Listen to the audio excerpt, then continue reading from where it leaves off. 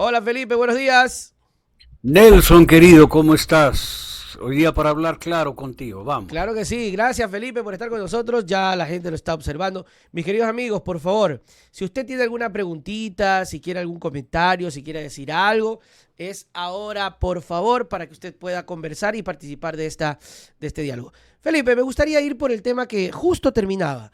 Una denuncia anónima, jóvenes en acción, barriendo, $400 y un sistema público casualmente hoy con el tema de las licencias que no termina de funcionar y nos regresan a años y años en avance, porque imagínate a estas alturas tener que estar madrugando para un documento es inaudito. ¿Qué piensa Felipe? Nelson, esto pasa en el Ecuador porque la idea de los tres últimos gobiernos, cuatro con los dos periodos del señor Noboa, es decir, Moreno, Lazo y Noboa, lo que han hecho es aplicar un guión de destrucción de la institucionalidad de la República del Ecuador. Uh -huh.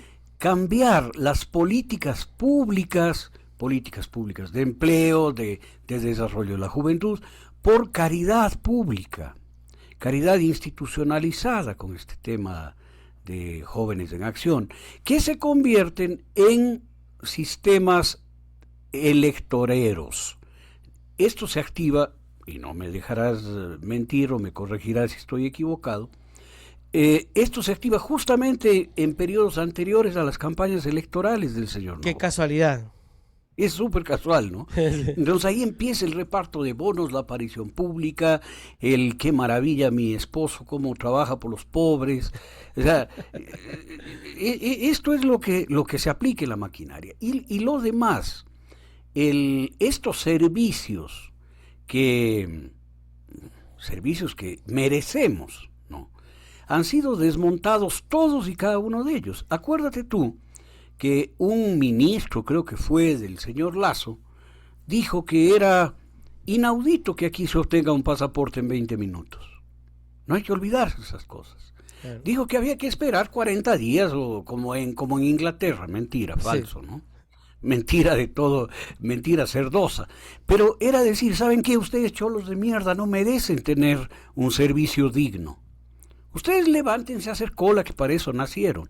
Esta es la lógica, mi querido Nelson, que se aplica en el país. Jódanse ustedes. Y todo lo que yo ahorre de esos servicios, todo lo que yo ahorre de las políticas públicas, todo lo que yo ahorre de salud, de educación, de vialidad, de seguridad, todo va para pagar deuda externa, para engordar un chanchito que me hace ganar dinero. Se acabó, Nelson. No hay mucho para pensar en eso ni dar explicaciones mayores. Claro, Felipe, solo Simplemente eso pasa. permítame solamente hacer una puntualización a lo que usted dice, y eso es cierto. La gente no capta, pero vale la pena decirlo, y si usted tiene algún dato me lo certifica. Un día que el gobierno no pague o no haga un trámite o no pague un sueldo o retenga o un mes o lo que sea, es cientos y miles de millones que terminó ahorrándose el país. Eso es Claro. cierto. Eso es cierto, absolutamente cierto. Acuérdate que se estableció en la banca ecuatoriana un sistema que se llamaba del ripost, que es un mecanismo internacional. Tú el fin de semana no podías sacar un centavo, no podías pagar nada, lo que tenías, lo poco o mucho que tenías en la cuenta corriente de ahorro se congelaba y no podías hacer gestiones. Y se descubrió que la banca ecuatoriana cogía toda la masa monetaria del Ecuador y la ponía en repos, un crédito flash en la banca internacional, y ganaba plata con tu dinero. No. ¿Qué hijo de Algo así sucede en el Estado ecuatoriano. Si deja de pagar un día, hay un ahorro de monetario, ¿no?, para la caja fiscal, que se reduce en ahorro. ¿Para qué? Para aumentar la reserva monetaria internacional en algún banco, ganar plata con eso, y después bajar el riesgo país y subir el costo de los papeles de la deuda, es decir, ganar plata. Mira, estamos en un mundo, mi querido Nelson, en donde esto ya se ha vuelto obsceno. El señor Donald Trump, con la guerra, ha ganado su familia no sé si 19.000 millones de dólares en estos meses de guerra, jugando y ataca el Golfo, sube el petróleo, vende. Dice que hay paz, baja el petróleo, compra. La denuncia del Washington Post es que ha ganado, él y sus hijos han ganado 19.000 millones de dólares. A eso se reduce toda la política, toda la guerra, todos los conflictos, toda la acción social, toda la acción política y administrativa de estos regímenes descarados, mi querido Nelson. Ojalá que la gente, aquí en el Ecuador. Ojalá que la gente lo comprenda, lo acepte, lo analice y lo entienda, porque, ojo, para la gente nueva, los jóvenes que están escuchando el noticiero, lo que dice Felipe no es ciencia ficción, porque a lo mejor la gente, Felipe, cuando te escucha decir eso, sí ha de decir, no ha de ser. Viejo loco. O sea, me va a decir este señor que el Donald Trump hace una guerra solamente porque le aumenta el precio del petróleo y obviamente tienen interés. No ha de ser. No, y sí, es real, pasa así. Juegan. Que ha vendido unas membresías VIP para su red social, para que si pagas $100,000 mensuales, tienes la información que va a dar la Casa Blanca antes de que la dé. Tienes información privilegiada. Si le pagas al señor Donald Trump $100,000 al mes. Esto es un negocio descarado, miserable. Y eso lo aprovechan. Obviamente nosotros no, pero los super hipermillonarios dicen, yo sí pago, porque si tengo información privilegiada, sé que vendo, que compro, que saco, que pongo, invierto, porque usted sabe, Felipe, que hay una gran ola de inversiones internacionales, ¿no? Claro, pero es que aquí en el mercado petrolero hay una cosa que se llama los mercados de futuro. ¿Ya? Yo compro hoy petróleo para dentro de un mes, ¿no? Para que me lo entregues dentro de un mes. Y te compro hoy. Esa compra, si es que se anuncia que hay paz en Medio Oriente y que van a circular los buques, esa venta, digamos, o compra-venta baja de precio. ¿Ya? Porque yo puedo ofertar. Entonces ahí Donald Trump y su familia compran futuros, se llama. ¿Ya? Y después, cuando ataca, el precio sube. El mismo petróleo que van a entregarte dentro de 5 meses, 6 meses. Y él ya tiene el petróleo. Y él tiene, en teoría, tiene el cupo, ¿no es cierto? Claro. Entonces, allí hay guerra. Y sube el precio, vende, ¿no es cierto? Felipe, compra barato, vende caro, ¿no? Exactamente. Y nunca tocó un barril de petróleo. Es solo especulación en bolsa de valores. Esto es increíble. Lo mismo hacen aquí en el Ecuador. Hacen subir el precio de los papeles de deuda. ¿Quién tiene los papeles? El que tiene los papeles gana. Claro. Así de simple. El que compró deuda. ¿A costo de qué el señor Trump de bombardear Irán? ¿A costo de qué aquí en el Ecuador? De que no haya salud, de que la gente se muere en la calle, de que haya violencia, delincuencia, no haya seguridad, no haya atención médica, no haya educación, no haya dinero para los GATS, para los gobiernos autónomos descentralizados. Ese es el problema. ¿Y cómo solucionan la imagen de eso? ¿Sabes qué? Dale unos $400 durante 3 meses a un grupo de jóvenes y estamos muy bien, y los chicos saltan de alegría con esa plata. O sea, esta es la infamia, ¿no? Y los ponen a barrer. Hermano. Claro, los ponen a barrer. Qué lindo.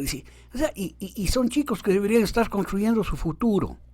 Mira, China es lo que es, porque cuando hubo el primer encuentro entre Estados Unidos y China, el presidente Jimmy Carter con el presidente Deng Xiaoping se encontraron en Beijing, y Carter le dijo, bueno, ¿qué quiere?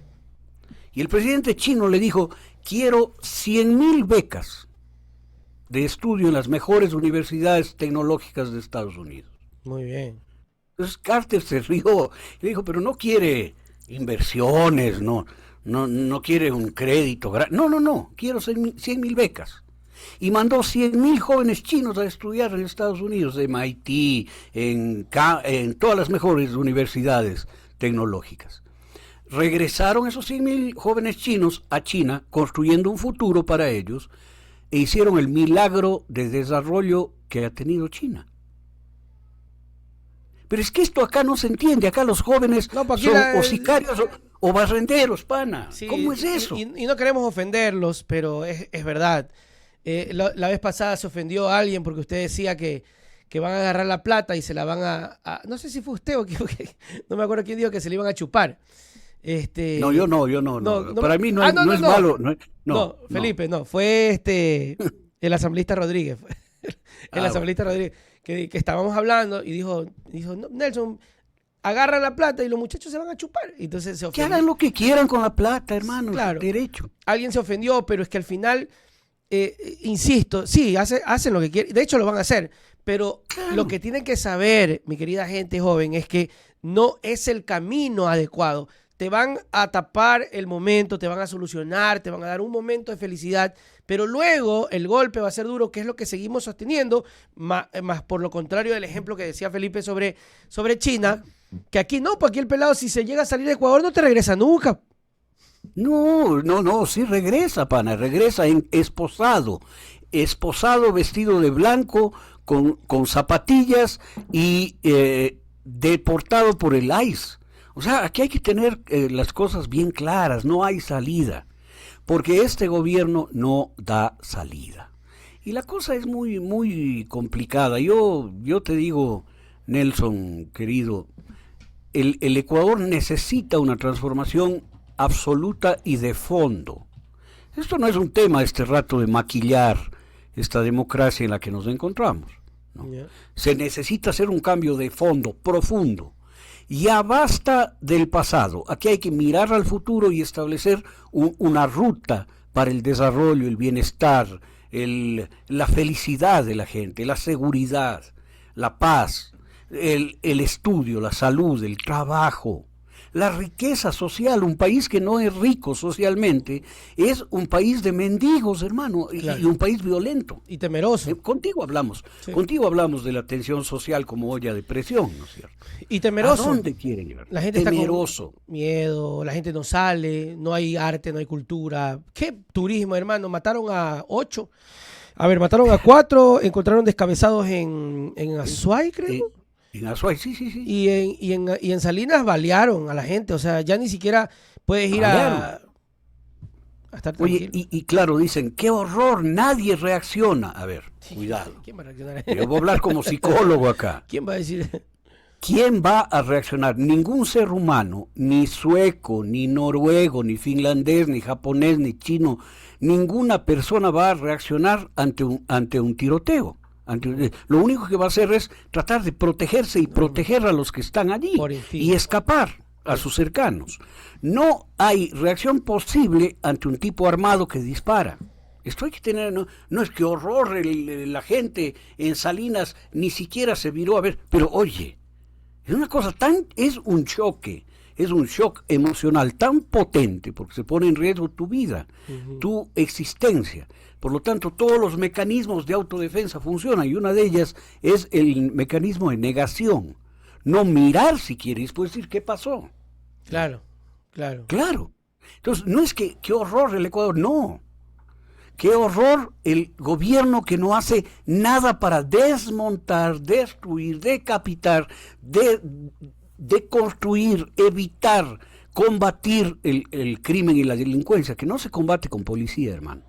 A Quito no le va a dar seguridad el señor Daniel Roy Gilchrist poniendo 2,000 policías más. Mira, cuando yo fui ministro de gobierno, tratábamos el tema de la delincuencia. Nosotros empezamos a bajar la delincuencia en el Ecuador en el año 2005, que yo fui ministro, y después bajó hasta el 2016, terminamos con un índice muy bajo, 5.6 asesinatos por cada 100,000 habitantes. Hoy día estamos en 56, 10 veces más, ¿no? Pero empezamos a bajar ahí. Y una de las explicaciones que recibí de un experto en el tema era que en los países en donde se aumentaba el número de policías, aumentaba el número de delitos. Wow. No porque la policía genere delitos. Claro. No, sino porque es una medida que no sirve. Es como que tú tengas un cáncer y te den paracetamol. Más paracetamol tomas, más dolor pancreático tienes porque tienes un cáncer de páncreas, ¿no es cierto? Y no te ayuda en nada. La policía solita no ayuda en nada, no sirve para combatir la delincuencia y el crimen. Eso lo entendimos. Eso lo entendimos y hubo todo un proceso de 10 años para llegar A esos niveles. Claro. a bajar y a poner en niveles aceptables y de los mejores niveles. ¿Qué fue lo que hicieron, Felipe, para recordar un poquito y la gente lo entienda y se compare un poco con lo de Reinberg? A propósito que usted puede incluso comparar las acciones que hace él como ministro, ya que usted también fue ministro de gobierno. Claro. A ver, lo primero que hicimos es cambiar la lógica en la policía. Empezamos nosotros y continuó Rafael Correa en el 2007, 2 años después. Empezamos distritalizando la policía, armando circuitos de la policía y haciendo un mapa en tiempo real de ataque, no de ataque, porque no estaba a través de la violencia, sino de control y acción sobre los puntos calientes de las ciudades. Entonces, en el mando policial había una gran pantalla en tiempo real con georreferenciada de dónde estaban los patrulleros, por dónde se movían, en qué circuito, y empezamos nosotros no pudimos hacer las UPCs y las unidades de policía comunitaria que vinieron después, pero ese era el paso posterior. Lo primero que hicimos es empezar a equipar a la policía. Pero no equiparle para la represión, pues mi querido hermano, sino equiparla para el combate al delito. Ciudadanizar la policía fue lo primero que empezamos a hacer. Volverle ciudadana. Pues volvimos a los elementos policiales a sus ciudades de origen. No es que alguien que era de Esmeraldas actuaba en Loja, no. Volvimos de ese elemento a Esmeraldas porque conocen, porque eran más cercanos a los ciudadanos, ¿no? Empezamos por allí. Nosotros bajamos la represión a 0. Mira tú. Es interesante porque generalmente vemos que policías, por ejemplo, van a otros lados y eso genera problemas en la familia, inestabilidad, peleas, y estar en cambio, bueno, lo que usted me cuenta, Felipe, es un buen paso, ¿no? Digo, al policía darle esa tranquilidad emocional de que vas a trabajar ahí donde vives, entonces es como, claro, hasta van a trabajar con más ganas, no sé, digo yo, no sé. Claro, y la otra cosa que se hizo con mi firma fue la homologación de los sueldos de los policías como se había hecho en la época de Lucio Gutiérrez con las Fuerzas Armadas. Entonces el policía pasó de ganar $200 o $180 mensuales, pasó a ganar 900. Claro, eso fue aumentando cada año. Llegó Rafael Correa y después él los homologó inmediata al tope, ¿no es cierto? Pero ese tipo de medidas se hicieron. Les dotamos de colchones, de vehículos, dormían en el piso, en los cuarteles, y empezamos a planificar la idea de salir de los cuarteles, de ponerles en los circuitos, que era la mejor forma de ciudadanizar a la policía, ¿no? Muchas veces mantuve discusiones muy serias, y el general Jarrín lo ratificará. General Jarrín, cuando yo era ministro de gobierno, él era ministro de defensa, y su solución era sacar las Fuerzas Armadas a la calle, hacer lo que están haciendo hoy. Claro, es que eso es reaccionario también, Felipe, es como una reacción rápida. Claro, y mi posición fue, no, ni un soldado a combatir al delito, ninguno, ni uno. Y ahí empezó, fíjate tú que pudimos desmontar en mi época 14 bandas de crimen organizado en Manabí. Ahí actuaba el famoso justiciero. El justiciero, sí. Justiciero. Y hubo personas de las fuerzas vivas de Manabí que en una reunión me pidieron que se entregue el mando de la policía al justiciero. Imagínate el disparate que proponía. Que es más o menos lo que pasa ahora. Uh-huh. Y la orden mía fue que se le capture al justiciero. Se le capture y se le entregue a la justicia. Otro tema que trabajamos muy duro, y esto yo hice una rueda de prensa con Jaime Nebot, que debe estar en la hemeroteca, debe tener, ¿no? En donde yo demostré que había un delincuente con 70 detenciones en Guayaquil. 70. O sea, 69 veces le dejaron libre. Dios mío, lindo. Claro, y eran los jueces venales, corruptos, más o menos lo que está pasando ahora, ¿no? Entonces, el paso siguiente que dimos, y eso se lo hizo con Alfredo Palacio, fue la construcción de una Corte Suprema de Justicia, en esa época suprema, con concurso público transparente, participó la OEA, y fue una de las mejores cortes que se habían construido en toda la historia reciente del Ecuador. Y empezó una depuración y una limpieza de las cortes. Ese fue el otro tema importantísimo, porque la policía funcionaba y en los juzgados con las fiscalías caía, ¿no? Entonces, esto quiere decir, y el señor Reinberg parece que no entiende, no parece, no entiende. Esto es una acción multidimensional de muchos estamentos del Estado que tienen que entrar a actuar. Que parece que no les interesa porque es mucho trabajo, pues, Felipe. No. Es mucho trabajo. Pues este man quiere ponerme a trabajar, no, mejor metámosle garrote y se acabó y ya, y rapémoslos y pongámosle. Oiga, Felipe. Eso es contra Aquiles Álvarez. Eso es lo más rápido que hacen, es una reacción, son reaccionarios y no se soluciona nada. Marcia Lupu nos escucha, nos está viendo y me dice: soy de escasos recursos y siempre doy mi like. Por ustedes dejé de ver Telebasura, dice. Ay, qué linda, qué linda. La gente, por acá me dice: Nelson, confirma, ¿Mónica Luzárraga es la candidata de Correa? No es la candidata de Correa. Que yo sepa. Que yo sepa, no. Creo que va a ser Norero. Que yo sepa, no. Si es que lo dejan a Norero, va a ser Norero. Elizabeth Suárez Navas, saludos, Felipe, me encanta escuchar sus comentarios sin ningún resolvido. Ay, qué linda. Gracias. No, aquí el que habla resolvido soy yo. Eso ya, sí. Está bien, claro. Oiga, Felipe, cuando usted lo ve a Reinberg, ¿qué piensa cuando usted lo ve a Reinberg? Que sería un muy buen jefe de seguridad de alguna hacienda bananera o de alguna camaronera o de alguna cosa metida, ya no. Pero manejar la seguridad del país con esos criterios tan obtusos, tan poco inteligentes, tan torpes, la palabra sería hasta manidos, ¿no? O sea, de primera opción. ¿Sabes qué? ¿Cómo corrijo a mi hijo? Dale palo. Algo así. Sí, más o menos. ¿No es cierto? Dale palo. Ya. ¿Cómo puede manejar la seguridad del país alguien que tiene una visión de guardia armado de una camaronera o de una bananera? O sea, es un absurdo. Uh-huh. La seguridad es una política pública multidisciplinaria que tiene que converger toda la política pública en la seguridad. No porque sí, Finlandia es uno de los países más seguros del mundo, porque todos sus índices son altos, pues. El índice de educación, de años de vida, económico, per cápita, ingreso per cápita. La cosa pública.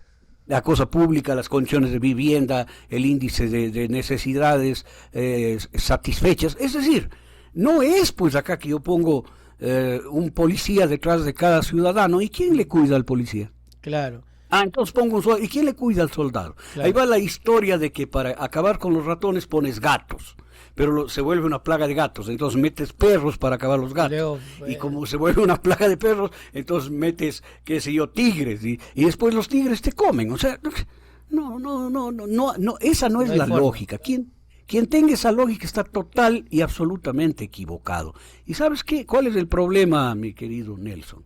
Que puede equivocarse en la industria bananera, perderá plata el dueño. Pero en un país no pueden equivocar. Claro. Porque pierde la vida la gente, claro. Porque los niños pierden las oportunidades, porque los jóvenes pierden perspectiva de futuro. Mire, porque los hombres caen en depresión, pero lógico. No, mire lo que pasa estaba viendo la noticia de un muchacho que no quiso intervenir en estos grupos de delincuencia porque los están captando y como se negó, llegaron a la casa y lo mataron. O sea, y lo mataron. Esos niveles que está pasando hoy el país nunca se sintió. O sea, yo recuerdo que esto que se vive ahora, oiga, están llamando a que no vayan, pero ni de broma, a Puerto López. Hermano, yo hice un trabajo con hace no mucho, con una agencia de cooperación, que fui a evaluar proyectos, y una de las advertencias que me llegó desde el extranjero es: no vayas a Puerto López. Esto fue hace un par de años. No vas a Puerto López. Yo debía evaluar en Manabí. No vas a Puerto López. Está prohibido ir a Puerto López porque no hay seguridad de ninguna especie. No. Te estoy hablando de la experiencia personal mía. No puede ser que un país esté en esas condiciones y quienes tienen la responsabilidad de darnos y garantizarnos la movilidad, que yo pueda irme a Puerto López cuando me dé la gana, no. Porque eso es un derecho constitucional, la libre movilidad en el territorio. Claro. No puede ser que ellos estén mirando para otro lado y con unas ínfulas de furia y de bravata amenacen y digan: y el que no se porte bien se va a ir preso. ¿Qué les pasa, hermano? Claro, claro. O decir que están en una red de ¿cómo se? Lo de las cámaras de seguridad, una red de inteligencia, de espionaje. Pero si la cámara la maneja el EQ911, pues. Están locos, hermano. Están enloquecidos por su propia estupidez, y eso es lo más grave. Eso es lo más grave de todo, Nelson. Claro. Porque ellos se benefician, quién sabe de qué. El chochólogo ha hecho algunas denuncias bastante graves alrededor de eso, porque aparentemente hasta se beneficiarían de actividades ilícitas. Pero ellos se benefician, y el pueblo, todo el mundo, gente de clase media, profesionales, empresarios, gente pobre, vendedores de agua de coco, todo el mundo, ¿no? Todo el mundo nos perjudicamos. Todos nos perjudicamos. Porque te hago una pregunta: ¿quién va a querer ir a pasar un día, aunque sea comiendo un cevichito y yendo en Libertad Peninsular en el bus, no pagando 25% más caro, va a ir con la familia a estar tirado en Chipipe un ratito, ¿no? Si sabe que llega un tipo y descarga un arma de 12 tiros. Y te agarra una bala perdida, porque el comentario es: se matan entre ellos. Eso es mentira. Claro, y te matan un bebé y no tienes qué hacer. O sea, ¿quién se va a arriesgar a eso? Imagínate el impacto que significa para Salinas eso.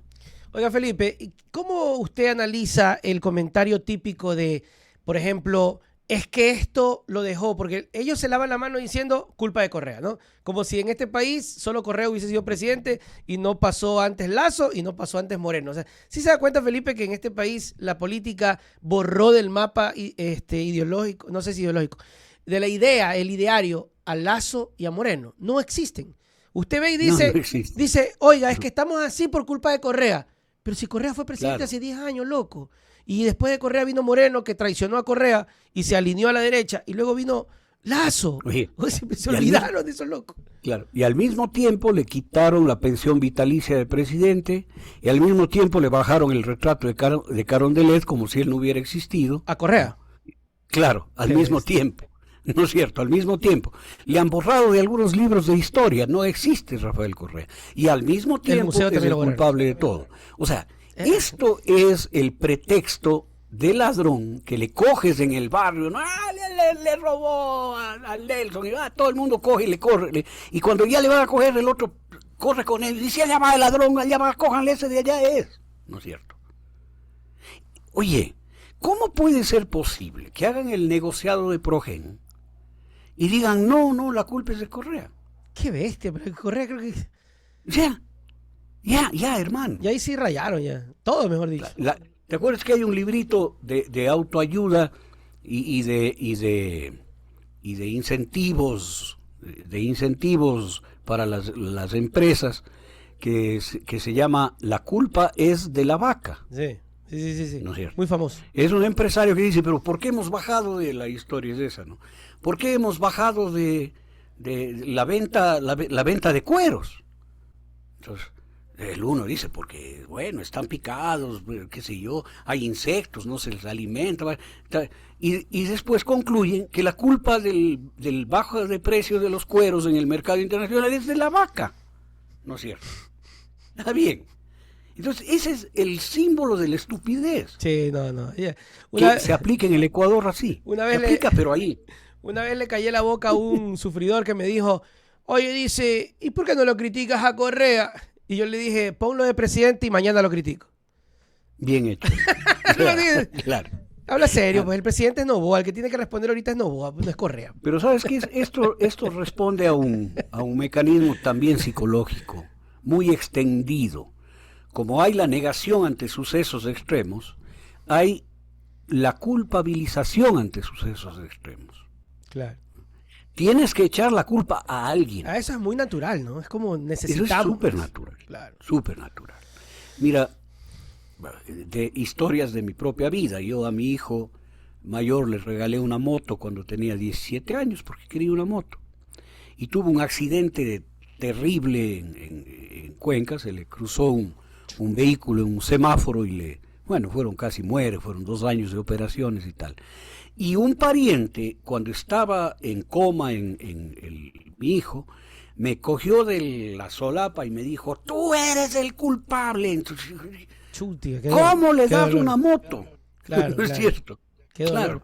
O sea, esa reacción es una reacción dolorosa, muy jodida. Yo casi pierdo la cabeza ahí, ¿no? Porque yo no era culpable de eso. El culpable era el tipo borracho que se cruzó el semáforo y le atropelló y le dejó botado, ¿no es cierto? Claro. No yo que le di una moto, ¿no es cierto? Esto nos pasa en el Ecuador. El culpable de los apagones es el que cambió la matriz energética. Calas.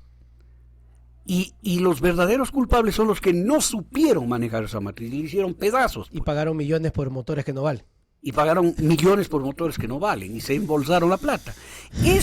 Yo creo que estos ejemplos, mi querido Nelson, que a mí me sale ya por viejos de la experiencia de mi vida, ¿no? Son los que valen para ilustrar ciertas cosas. Porque lo que está en el fondo es eso. Hay que encontrar un culpable. Y el culpable predilecto aquí es Correa, porque Correa es el que hacía las cosas. Correa es todo. Correa es para bueno, para malo y para todo. O sea, Correa... Para todo. Es más, la oposición no existiría sin Correa. Es más, he sostenido y creo que muchas carreras políticas se han creado a raíz del odio a Rafael Correa. O sea, usted odia a Correa, es un negociazo. Hay varios medios que se han lucrado y hacen mucho dinero a base de estar alineados al odio a Correa. Entonces, claro, es lucrativo, Rafael. O sea, es necesario incluso para la oposición. Felipe. Solo para cerrar esto. Ten la certeza que eso es un síntoma de poca capacidad cognitiva, de poca capacidad intelectual. Porque si tienes capacidad cognitiva, razonas. Claro.